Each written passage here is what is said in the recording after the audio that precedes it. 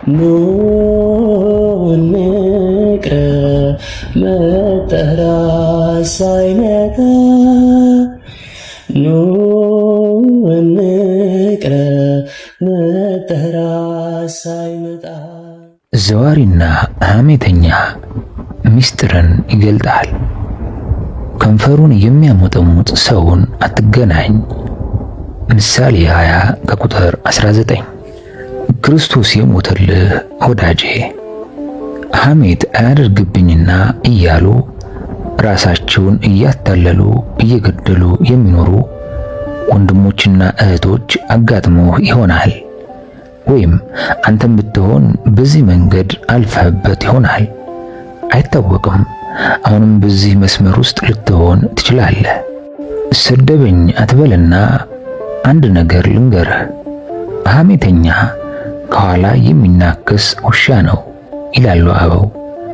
እንግዲህ አንተ በሥላሴ አርአያ አምሳል የተፈጠርክ በጥምቀት የተወለድክ ክርስቶስ የሞተልህና አዲሱን ሰው ክርስቶስን የለበስክ ቅዱስ ፍጥረት ስትሆን በአመፀኛዋ ዓለም አንደበት መርዝ በሐሜት ምክንያት ውሻ ከምትባል አንደበትህን ከሐሜት ጠብቅ።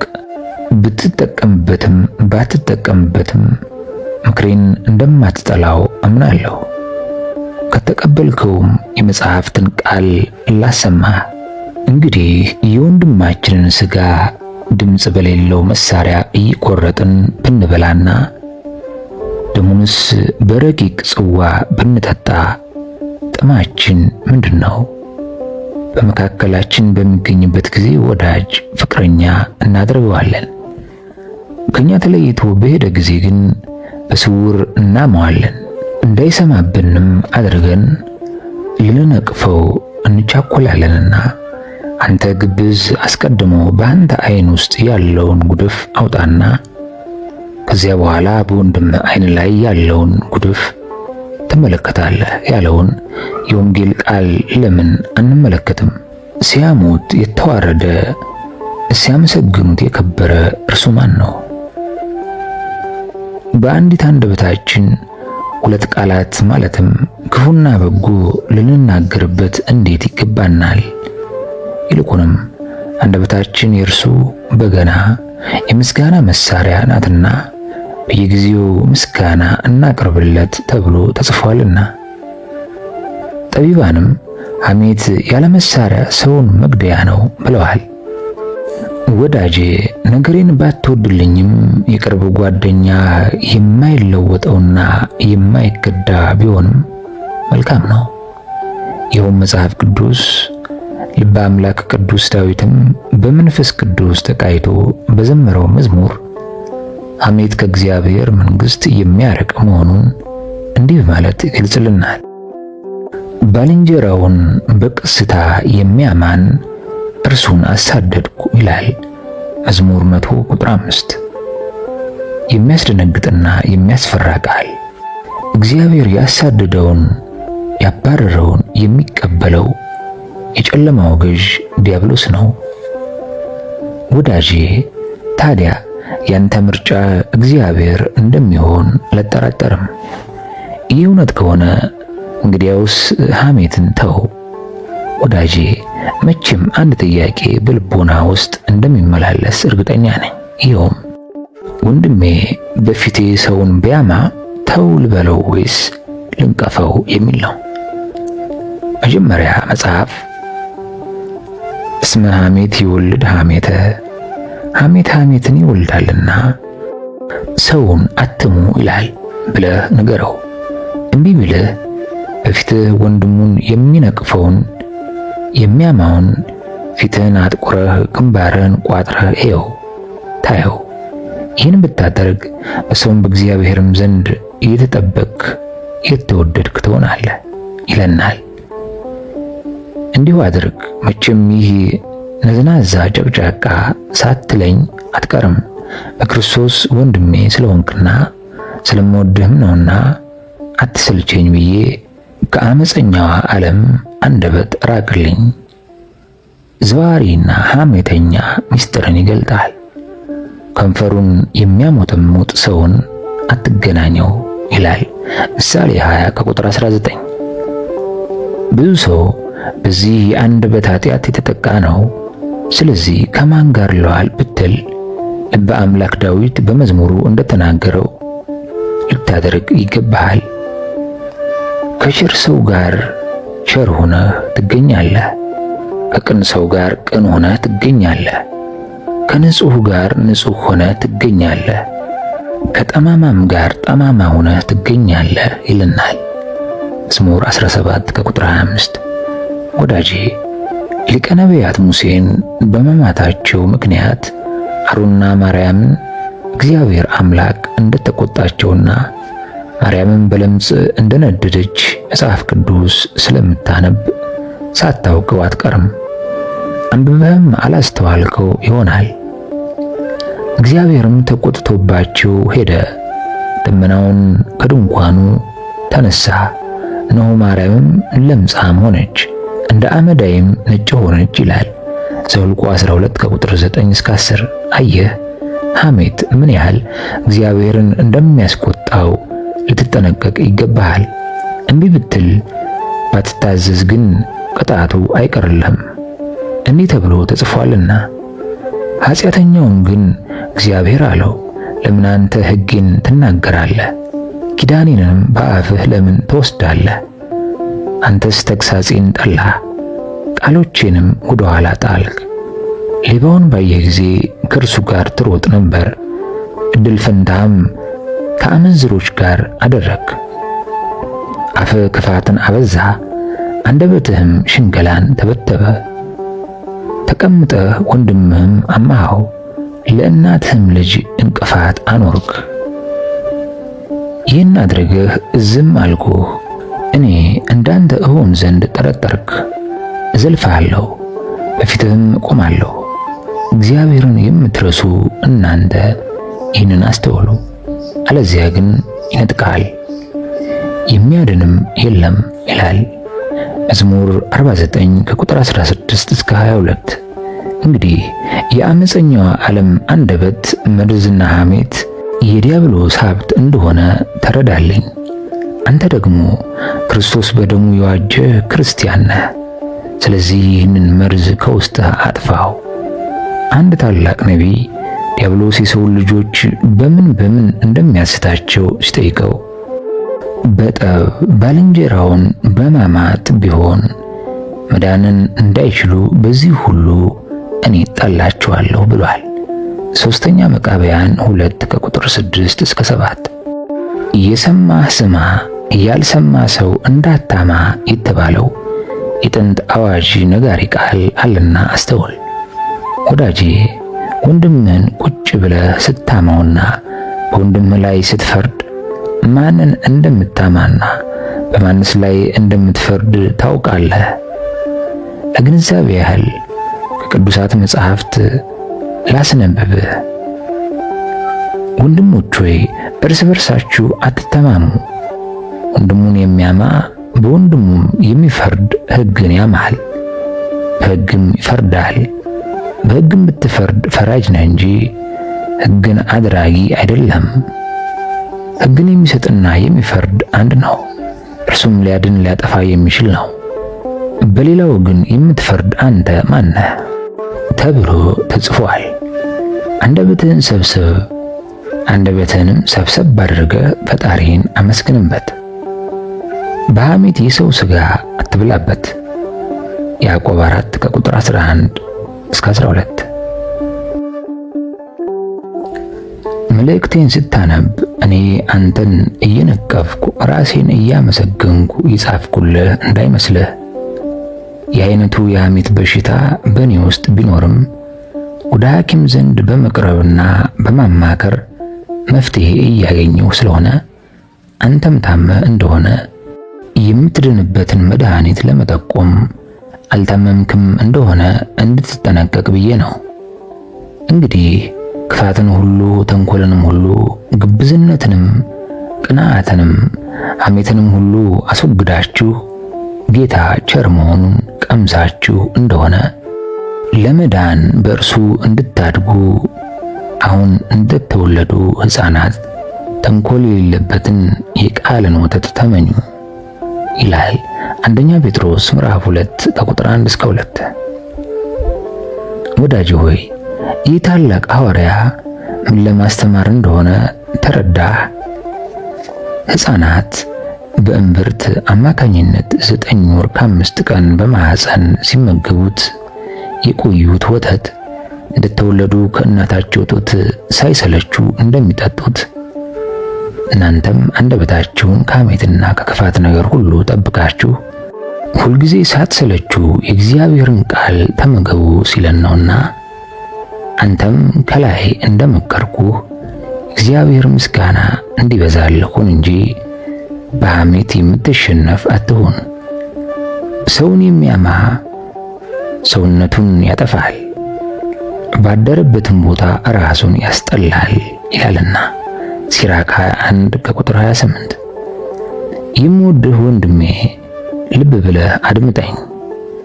አንድ በበረሃ የሚኖር ታላቅ አባት በሌላ ገዳም የሚኖር ጓደኛውን ሊጠይቀው ወጥቶ ሰላምታ ሲለዋወጡ ከበረሃ የመጣው ያ ታላቅ አባት የጓደኛውን እግሩን ይስመውና መቀጠልም ጉልበቱን ይስመዋል፣ ከፍ ብሎ ደግሞ ሆዱን ይስመዋል።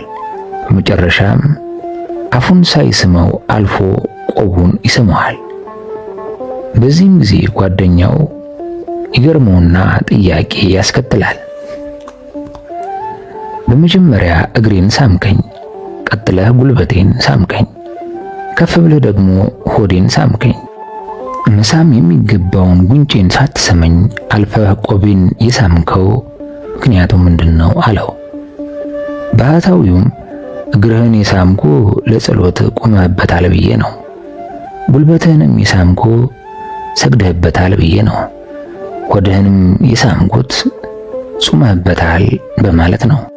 ቆብህን የሳምኩት መድኃኔ ዓለም በቀራንዮ አደባባይ የተቀዳጀው የሾህ አክሊል ምሳሌ ስለሆነ ነው። አፍህን ያልሳምኩት ሰው ስለምታማበትና በወንድምህ ላይ ስለምትፈርድበት ቢሸተኝ ቢከረፋኝ አልፌው ሄጃለሁ ሲለው ወዲያው ተጸጽቶ ንስሐ ገብቶበታል። አንተስ ወዳጄ በዚህ አይነት ሕይወት ውስጥ አልፈህ ይሆናል። ነገር ግን ተጸጽተህ ንስሐ ገብተህ ታውቃለህ ወይስ አፍህን እንዳገማኸው ትኖራለህ? ንስሐ አልገባህበት እንደሆነ ንስሐ ግባ ብዬ እመክራለሁ። ሐሜተኛ አትሁን፣ በአንደበትህ አውታታ አትሁን ይላልና ሲራክ 5 ከቁጥር 15። ጠዋት ስትነሳ አፍህን በቡሩሽ ሙልጭ አድርገህ ለምን ትታጠበዋለህ ብዬ ብጠይቅ ስለሚሸት ነው እንደምትለኝ እርግጠኛ ነኝ። ትናንት ጥሞ የበላው ምግብ ሲያድር አፍን እንዳሸተተ ሁሉ የአመፀኛዋ ዓለም መርዝ ሐሜትም አፈ ነፍስህን የነፍስህን አፍ እንደሚያገማት አትጠራጠር።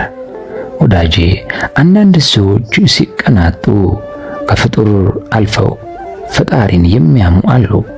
በማል ላይ ቆመሽ ጌታን ታሚያለሽ እንዲሉ አበው ከአቅማቸው በላይ የሚንጠራሩ ማለቴ ነው። አንተስ እንዲህ ከሚያደርጉት ጋር ማህበርተኛ ሆነህ ይሆንን? የዋሁ ወንድሜ እንዲህ አይነቱ ማህበር አይጠቅምህምና ራስን ቶሎ አግለል። በዚህ መንገድ የተጓዙት አልቀናቸውምና እንዲህ ተብሎ እንደተጻፈ፣ ነገር ግን ይበድሉት ዘንድ እንደገና ደከሙ፣ ልዑልን በምድረ በዳ አስቆጡት። ለነፍሳቸው መብልን ይፈልጉ ዘንድ እግዚአብሔርን በልባቸው ፈተኑት። እግዚአብሔርንም እንዲህ ብለው አሙት፣ እግዚአብሔር በምድረ በዳ ማዕድን ያሰናዳ ዘንድ ይችላልን? አሉ። አለቱን መታ፣ ውኆችም ወጡ፣ ወንዞችም ጎረፉ። እንጀራን መስጠትስ ይችላልን? አሉ። ለሕዝቡስ ማዕድን ያዘጋጃልን?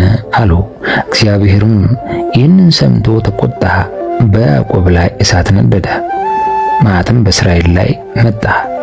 በእግዚአብሔር አላመኑምና በመድኃኒቱም አልተማመኑምና ይላል መዝሙር 77 ከቁጥር 17 እስከ 22፣ ዘኍልቍ 11 ከቁጥር 1 እስከ 35። ወዳጄ አደራህን መስማትህና መማርህ ለእውቀት ብቻ እንዳይሆን ለድህነት እንዲሆንልህ ጸልይ። ወዳጄ በአንድ ወቅት በላክልኝ ጽሑፍ ሰውንም ሆነ እግዚአብሔርን እንዳላማ ምን ላድርግ ብላኝ ነበር። የምታደርገው ነገር ቢኖር አርምሞ፣ ዝምታ ገንዘብ አድርግ ብዬ እመክርሃለሁ። የማይቆጣጠሩትን ምላስ ያህል መጥፎ ጾርና ፈተና የለም። እርሷ የፈተና ሁሉ እናት ናት። ስለሆነም እውነተኛ የሥራ ሰው አይጠቀምባትም ብሏልና አባ አጋቶን። የሥራ ሰው አይጠቀምባትም ብሏል አባ አጋቶን። ለሐሜት የሚያነሳሱ ነጥቦች፣ አንደኛ ስንፍና። የሰው አእምሮ ሥራ ሲፈታ የማይገባ ነገር ይናገራል። ከነዚህ አንዱ ሐሜት ነው። ብርሃነ ዓለም ቅዱስ ጳውሎስ እግዚአብሔርን ለማወቅ ባልወደዱት መጠን ለእግዚአብሔር የማይገባውን ያደርጉ ዘንድ ለማይረባ አእምሮ አሳልፎ ሰጣቸው ካለ በኋላ የሚያንሸኳሽኩ ሐሜተኞች ብሏቸዋል። ሮሜ 1 ከቁጥር 28 እስከ 29። አስተዋልክ? ሐሜተኛ ማለት የማይረባ አእምሮ ያለው ሰው ማለት እንደሆነ አንተ ግን በስንፍና ምክንያት ሐሜት እንዳይገዛ ትጋትን፣ ለመልካም ሥራ መሽቀዳደምን ገንዘብ አድርግ። ያለዚያ ዕድሜ ልክህን በሐሜት ደዌ የተጠቃ ሆነህ ትኖራለህ። ወንድሞች ሆይ መልካም ሥራን ለመስራት አትታክቱ በማለት እንዳስተማረን ሁለተኛ ተሰሎንቄ ምዕራፍ 3 ከቁጥር 13። ሁለተኛው ምክንያት ቅናት ነው። ቅዱስ መጽሐፍ ስናነብ በዚህ የቅናት ደዌ ዋነኞቹ ተጠቂዎች አይሁድ ነበሩ። ጥበብን የተቀበለው የእስራኤል ንጉሥ ሰለሞን ጥበብ በተባለው መጽሐፍ አይሁድ በቅናት ተነስተው እንደሚያሙትና በመጨረሻ ሞት እንደሚፈርዱበት እንዲህ በማለት ተናግሯል። የባሕርይ አምላክን ክርስቶስን እንግደለው አሉ። በእኛ ጭንቅ የጸና ሆኖብናልና ሥራችንንም ይቃወማልና ሕግ በማጣታችን ያሸማቅቀናልና የትምህርታችን በደልነቱን እግዚአብሔርን ማወቅ በእኔ ላይ አለ ይለናል። የእግዚአብሔርም ልጅ ነኝ ይለናል። ልቦናችንንም የሚዘልፍ ሆኗልና በመልአኩ በአለቃው በእኛም ጭንቅ ሆኖብናልና አነዋወሩም ከፍጡራን ጋር አይመሳሰልምና ሥራውም ልዩ ነውና በእርሱ ዘንድም የተናቀን ሆነናልና ከኃጢአት እንደሚርቁ ከሥራችንም ይርቃልና የደጋግ ሰዎች መጨረሻቸውን ያመሰግናልና እግዚአብሔር አባቱ እንደሆነ ይመካልና ኑ እንግደለው አሉ። ጥበብ 2:12 እስከ 16። ቅዱስ ዮሐንስ በጻፈው ወንጌልም ስለዚህም ፈሪሳውያን እርስ በርሳቸው አንድ ስንኳ ልታደርጉ እንዳይቻላችሁ ታያላችሁን? ነው ዓለሙ ከኋላው ተከተሉት። ዮሐንስ 12 ከቁጥር 19። አየህ ወዳጄ፣ ሰው ወደደው ተከተለው ቃሉንም ሰማው ብለው በቅናት ሲያሙህ፣ አንተ ግን በወዳጅ ላይ በቅናት ተነስተ እንዳታማው ተጠበቅ። በማንነት የምትጠቀምበት ነገር የለምና ለእርሱም የተሰጠው ጸጋ ላንተ አይሰጥህምና በከንቱ አትድከም። አይሁድ በቅናት ተነስተው ጌታን በማማታቸው እንዳልተጠቀሙ ሁሉ። ሶስተኛው ፍቅርን ማጣት ወደ ሐሜት ይመራል። ወዳጄ አንተ ወንድምህን የምትወደው ከሆነ ትመክረዋለህ። የምትጠላው ከሆነ ግን እንኳን ባጠፋው ጥፋት ባላየኸው ነገር አሉ ብለህ ታመዋለህ። ይህ ደግሞ የበደል በደል ነው። ሳያዩ ማውራት ሳይሰሩ መብላት እንዲሉ ብርሃነ ዓለም ቅዱስ ጳውሎስ ስለ ሴቶች የምንኩስና ሕይወት ማለት በዕድሜ በሰል ያሉ የሚያገናዝቡ ካልሆነ በቀር በልጅነት በወጣትነት ዘመናቸው ቢገቡበት እንደሚሰናከሉ ሲገልጽ ባል የሞተባቸውን ቆነጃጅት ግን አትቀበል፣ በክርስቶስ ላይ ተነስተው ሲቀማጠሉ ሊያገቡ ይወዳሉና የፊተኛውን እምነታቸውን ስለናቁ ይፈረድባቸዋል። ከዚህም ጋር ቤት ለቤት እየዞሩ ስራን መፍታትን ይማራሉ። ደግሞ የማይገባውንም እየተናገሩ ለፍላፊዎችና በነገር ገቢዎች ይሆናሉ እንጂ ስራ ፈቶች ብቻ አይሆኑም ብሏል። አንደኛ ጢሞቴዎስ 5:9። ወዳጄ አንተ ወንድምህን የምትወደው ከሆነ ትጸልይለታለህ እንጂ አታማውም። ሁለት ወንድሞች ከገዳም ለመልእክት አህዮቻቸውን ጭነው ወደ ከተማ ወጡ። አንደኛው አህዮቹን ሲጠብቅ አደረ። ሁለተኛው ግን ከከተማው ገብቶ በኃጢአት ወደቀ። ሲነጋም ተመልሶ መጥቶ አህዮቹን ሲጠብቅ ያደረውን ወንድሙን እኔ በኃጢአት ስለወደቅኩ ወደ ገዳም አልመለስምና አንተ አህዮቹን ጭነህ ወደ ገዳም ሂድ፣ እኔ ዓለሙን መስዬ እኖራለሁ አለው። አህዮቹን ሲጠብቅ ያደረው ወንድሙም ጓደኛውን ወደ ባሰ ኃጢአት እንዳይገባ ስለፈለገ እኔም እንጂ በኃጢአት ወድቄአለሁ፣ ስለዚህ ሁለታችንም ወደ ገዳማችን ተመልሰን ንስሐ ገብተን እንኖር አለው። በዚህ ተስማምተውም ወደ ገዳማቸው ተመልሰው ንስሐ ገብተው የተሰጣቸውን ቀኖናና ቅጣት እየፈጸሙ እያሉ በሰባተኛው ቀን እግዚአብሔር አምላክ ስላልበደለው ወንድምህ ብዬ ይቅር ብዬሃለሁ ብሎታል። አንተም ለወንድምህ ከልብ በመነጨ ፍቅር ጸልይለት እንጂ ስለሱ ነገር እያወራ ጊዜንና ሕይወትን በሐሜት አታጥፋ ብዬ እመክራለሁ። አራተኛው ትዕቢት ነው። ወዳጄ በዚህ የትዕቢት መንፈስ ወንድምህን የምታማው እርሱ ከኔ በምን ይበልጣል በሚል መንፈስ ተነሳስተ ነው። ክርስቲያን እንደመሆነ እኔ አንሳለሁ እንጂ እኔ ይበልጣለሁ ማለትን ካንተ አርቅ። በአንድ ወቅት ሐዋርያት ከመካከላችን ትልቅ ማን ነው በሚል ሐሳብ ሲከራከሩ ጌታ ነገር ግን ከእናንተ ታላቅ የሆነ በመካከላችሁ እንደ ታናሽ የሚገዛም እንደሚያገለግል ይሁን ብሏቸዋል።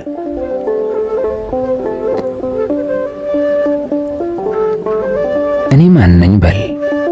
እንዲህ ካልክ የራስህን እንጂ የወንድምህን ደካማ ጎን የሚያይ ዓይን አይኖርህም።